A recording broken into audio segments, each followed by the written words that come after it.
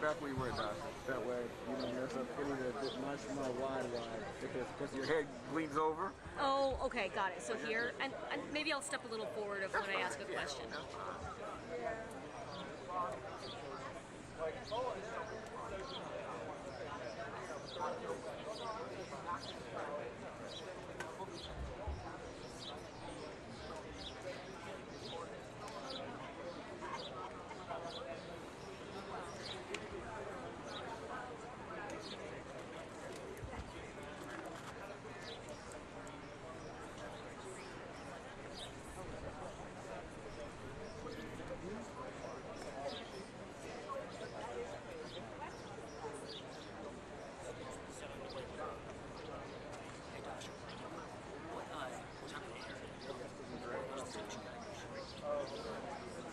It's just like the latest. I think it was probably 7 a.m. Okay, yeah, just like rough, because I'm always asking since I can't get on.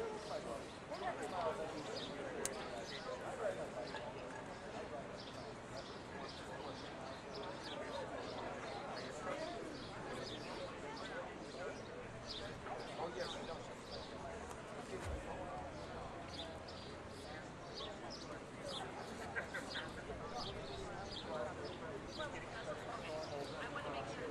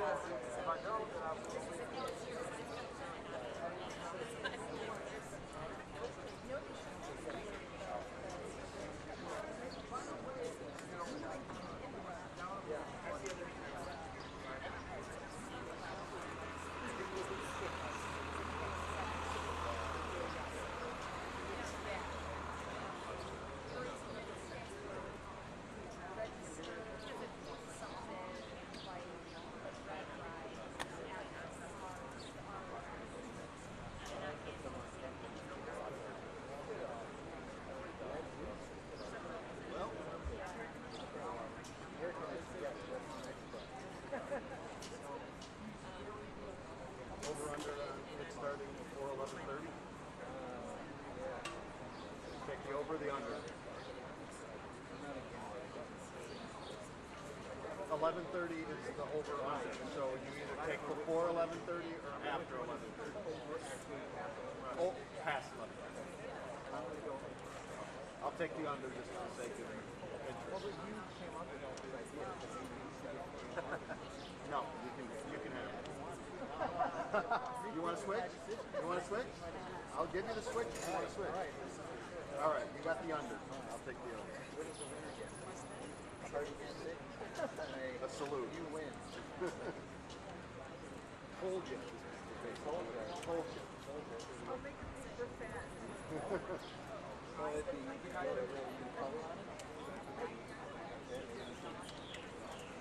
Well, we went to break, so we'll probably walk right out.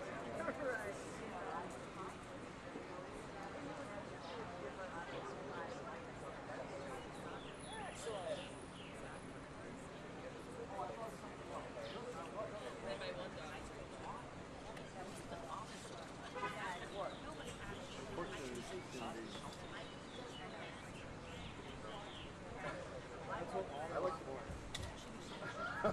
Actually, this lens is really good. It would do fine. The only time I really do that is if I have to do one of those tilts from the sky down and I can't really reach everything.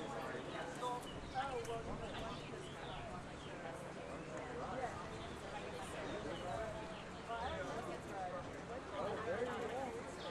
That may impact like the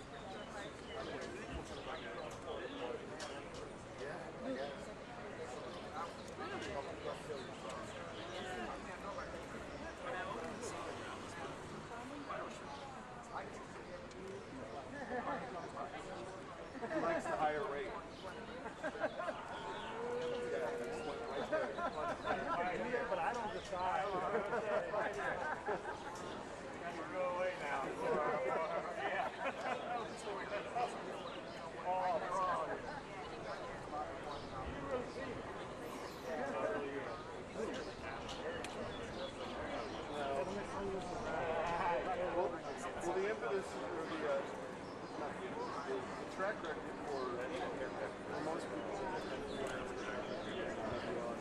Because they end No, I up don't getting even have that my truck. I left. Pulled my car in the spot. And it drove off. Plugged me left my extension relay on the ground.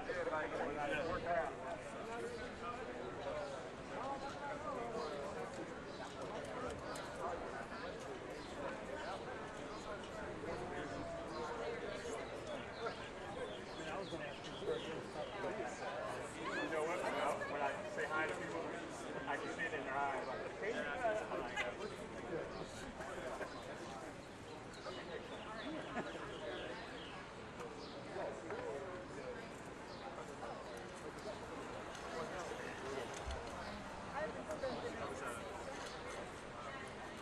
Right. How was the weather?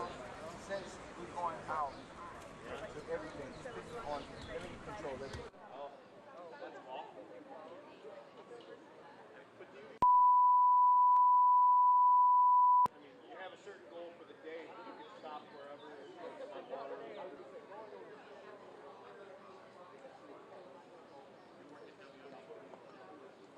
How many people were in your group?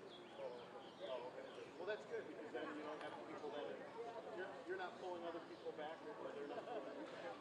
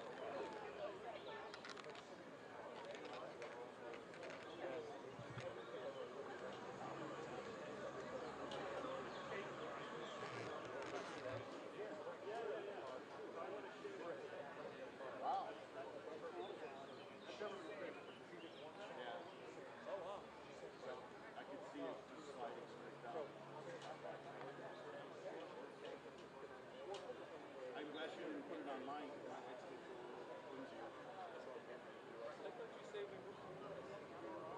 No, you're missing my whole fantasy. My whole dream here. I honestly, I could have brought a third one. I thought I was good.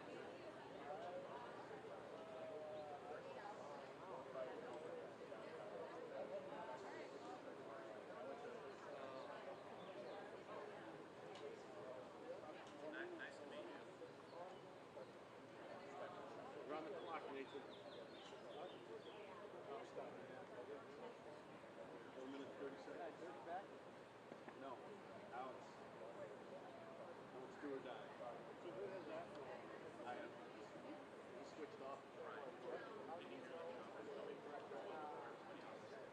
I go by yo, out. Out of the way, dude. We're actually 2 minutes now. Now, you're a winner. Oh. Okay. 2 minutes, yeah. Yeah. 2 minutes? 2 minutes, yeah. Thank you. 2.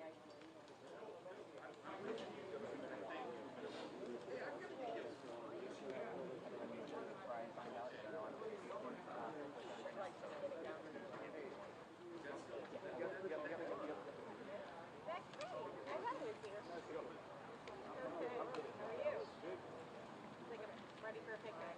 Yes.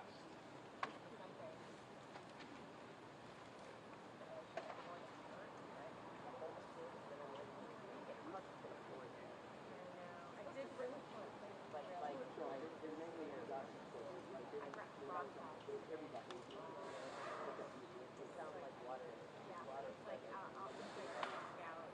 Pat, we're about to go on the break. 3 minutes. That's my life. That's my life. Now, is it when they walk out the door or when they start speaking?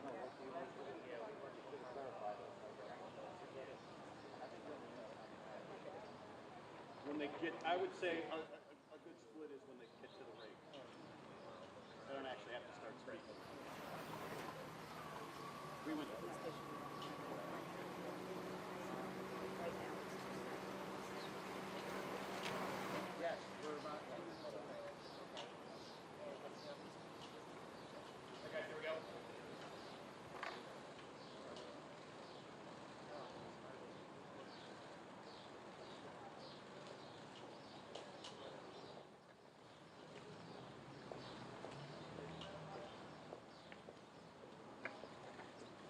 right, good morning, everybody.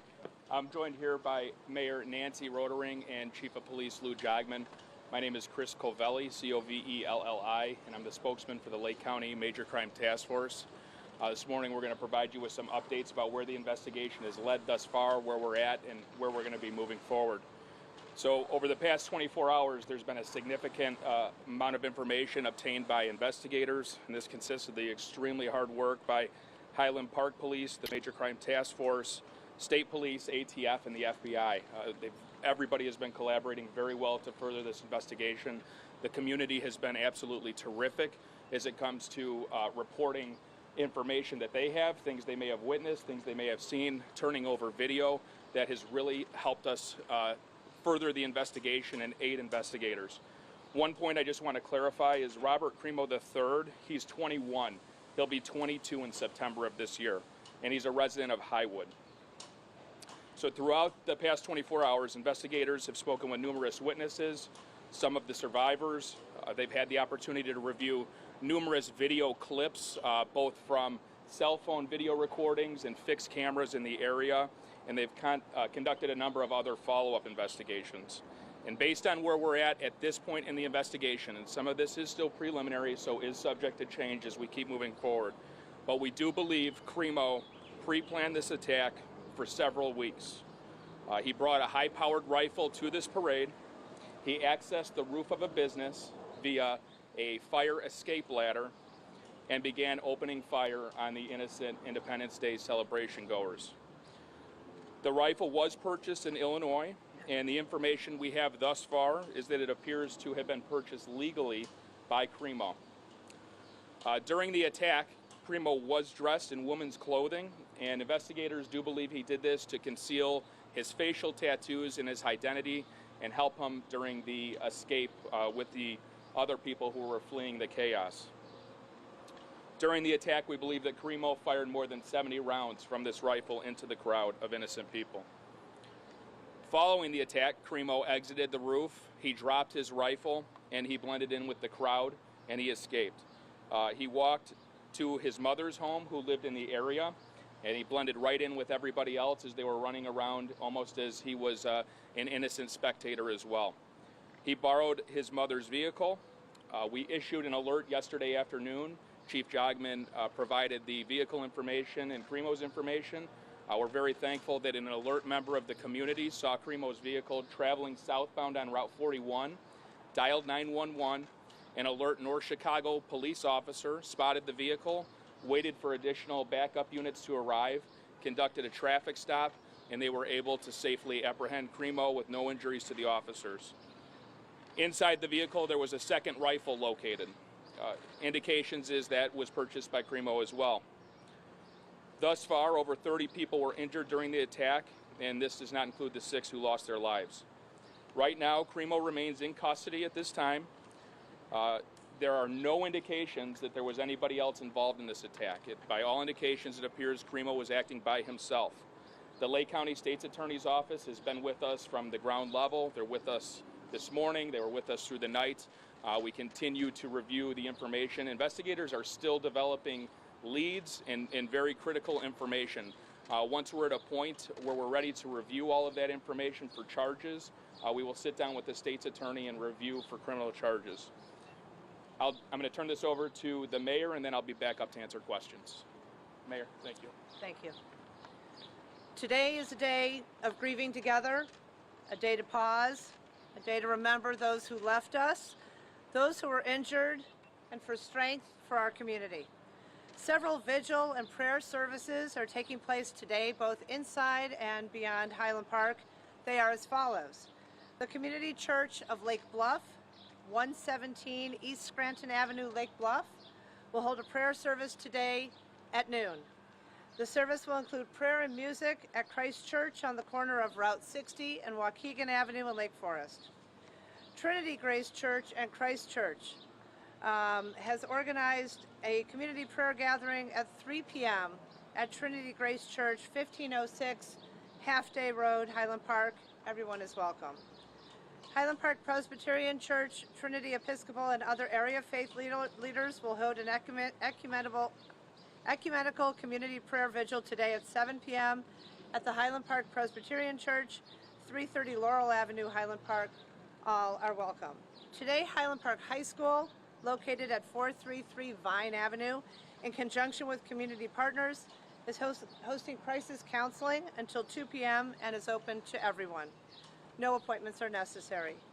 Additionally, a Family Assistance Center will open tomorrow, July 6th at noon, to provide support services and crisis assistance to those who were directly impacted at the parade.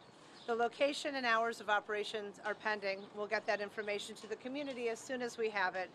Please go to the city website for more information. The Highland Park Police Department, the American Red Cross, and the FBI Victim Services Response Team are assisting with additional partners. The teams will engage with victims and families to assess their immediate needs and provide crisis intervention and other forms of emergency assistance. Anyone who is a victim of the incident and is in need of support can call 800-CALL-FBI. I know what a generous community we are a part of, and we are overwhelmed with the amount of support offered not only from those in Highland Park, but the surrounding region and throughout the nation. Thank you. For those who are looking to donate to victims and in support of the community, we ask that you be mindful of potential scams on GoFundMe and other fundraising avenues. This afternoon, we'll share additional information on the city's website regarding how to donate to the victims, survivors, and those who support the community.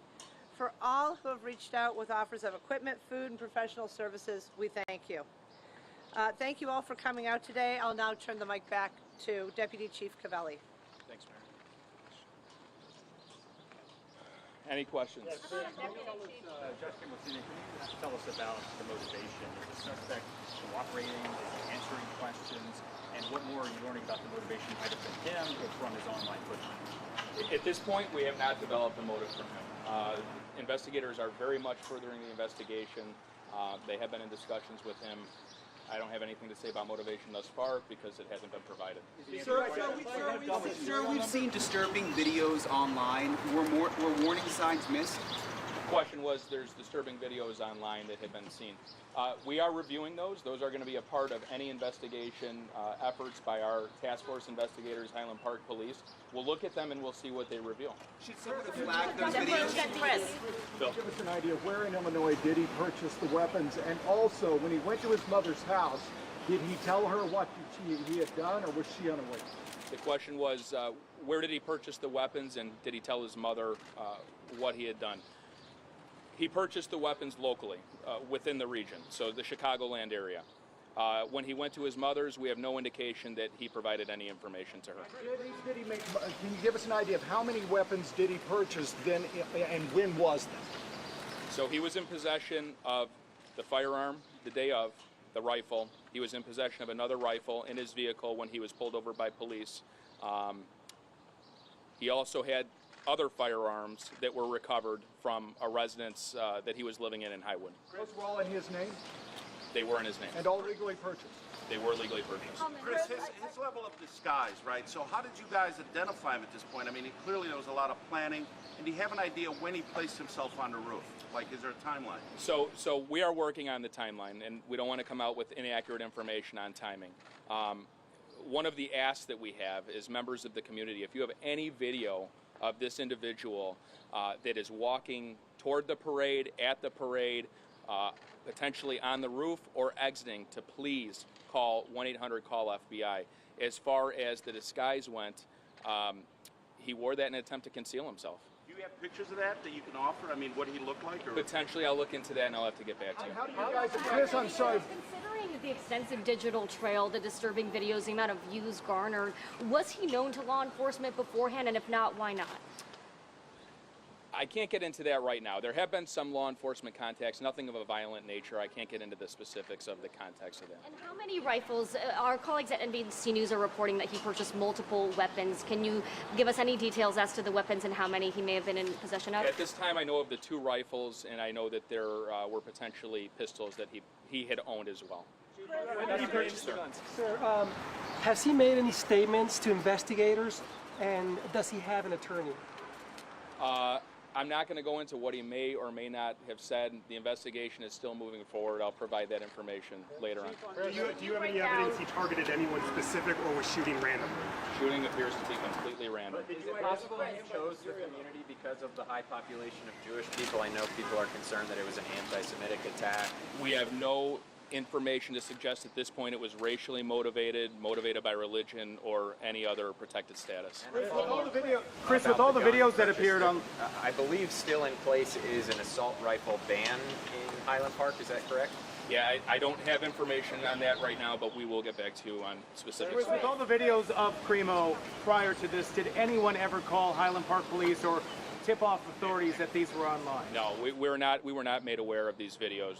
Chris, how did you identify him as a suspect? Through surveillance video or by tracing the guns? So investigators did a really good job. The ATF was phenomenal yesterday. They expedited a trace of the firearm. That was a major investigative lead for us. In addition to that, the witness statements, the videos that we obtained from people that turned them in, and the businesses, they all helped us tremendously. Can you break down the number of injuries, not the deceased, and can you also then further break down how many of those were gunshot victims and how many of the injured were not gunshot? The information I have right now is that all of those that were either transported to the hospital or self-drove themselves to the hospital were injured by gunfire. So over 30 individuals that were injured by the gunfire, and they went to the 3 hospitals we mentioned yesterday. Do you have any more info on the ages? As a woman, how were you able to identify so early on that you were looking for a male and the age range?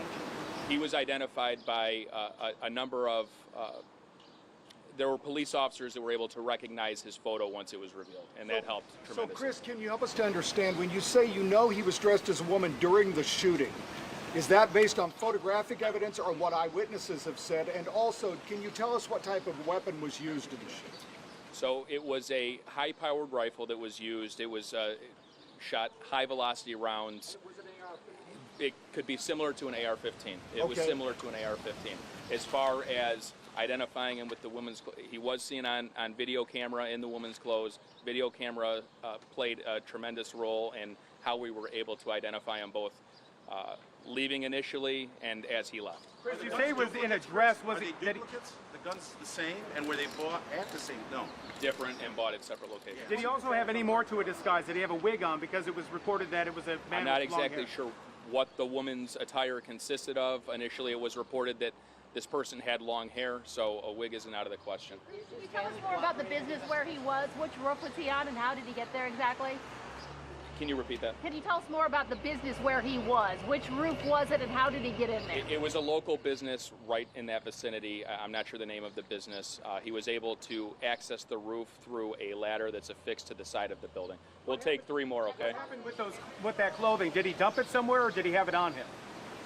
Parents at all. We've talked with teachers who he was with in elementary school that have contacted his parents several times saying there were issues with him as a teen and a young child growing up. What type of cooperation have you had One of with the parents? things that is important to remember here is the diligence and investigation. We're going to reach out to everybody we possibly can that has information, firsthand information about him, whether that's family members, teachers, friends, whoever it is that has information. But it does take time. It takes time to gather who may know him, who knew him in the past, teachers. That is something that task force investigators are working on. They've interviewed a number of people thus far, but please keep in mind we're 24 hours in. There's a lot of work to be done here. We're not done.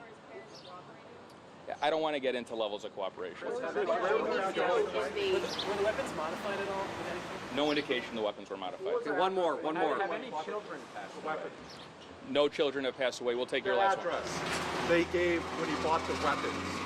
What address did he give? I'm not sure what address he gave. I can get back to you on that. All right, we'll be back this afternoon about 3 o'clock. We hopefully have an updated status on charges. He'll remain in custody at this point. 3 o'clock. Thank you. Thank you, everybody. Thank you. Talk about how you knew him as a young boy.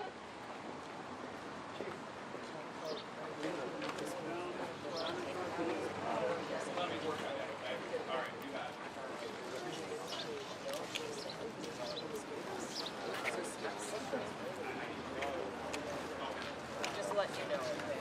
She's not...